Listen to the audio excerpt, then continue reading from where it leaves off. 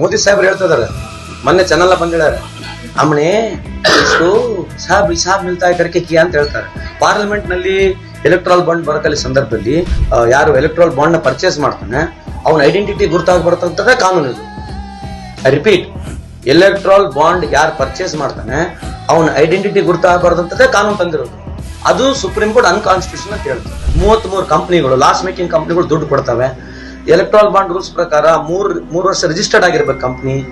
3 ವರ್ಷ ರಿಜಿಸ್ಟರ್ಡ್ ಆಗಿರೋ ಕಂಪನಿಗಳು ದುಡ್ಡು ಕೊಟ್ಟವೆ. ಯಾವ ಕಂಪನಿಗಳು ದುಡ್ಡು ಕೊಟ್ಟವೆ, ಎಲ್ಲೆಲ್ಲಿ ಕಾಂಟ್ರಾಕ್ಟ್ ಸಿಕ್ಕಂತ ಮ್ಯಾಚ್ ಆಗಿದೆ ನೋಡ್ರಿ. ಪಾಲಿಟಿಕ್ಸ್ ನಾಗೆ ಸೆನ್ಸಿಟಿವಿಟಿ ಬೇಕು. ಈಗ ಹೆಂಗ್ ಬೇಕಾದಂಗೆ ಮಾತಾಡ್ತಾರೆ, ಹೆಂಗ್ ಬೇಕಾದಂಗೆ ಉತ್ತರ ಕೊಟ್ಟು ಹೋಗ್ತಾರೆ. ಏನ್ ಮಾಡ್ಬೇಕು ನಾವು? जब मैं छोटी चोरी करता था उस दिन अगर मेरी मां ने रोका होता तो मैं इतना बड़ा लुटेरा न बनता. ನೀವು ಬಿಜೆಪಿಯವರು ನಂಬೇಡಿ. ಇವ್ರನ್ನ ನಂಬಿ ಹೋದರೆ ನಿಮ್ಮ ಮನೆಯಲ್ಲಿ ಹೆಣ ಬೀಳತ್ತೆ, ಅವ್ರ ಮನೆಯಲ್ಲಿ ಹಣ ಬೀಳತ್ತೆ.